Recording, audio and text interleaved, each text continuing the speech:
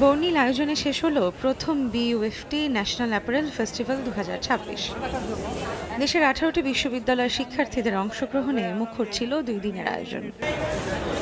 মূল আকর্ষণ ছিল অ্যাপারেল অলিম্পিয়াড এবং ইনোভেশন প্রতিযোগিতা, যেখানে তরুণরা তুলে ধরেন টেকসই পোশাক শিল্পের নানা উদ্ভাবনী আইডিয়া। ৬টি ক্যাটাগরিতে সেরা বিজয়ীদের হাতে তুলে দেওয়া হয় ১.৫ লাখ টাকার পুরস্কার।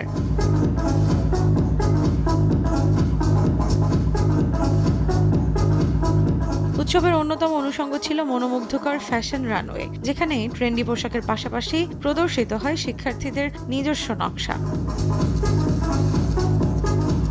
সবশেষে সহজিয়া ব্যান্ড ও লালন কন্যার সুরের মূর্ছনায় শেষ হয় এই অ্যাপারেল উৎসব।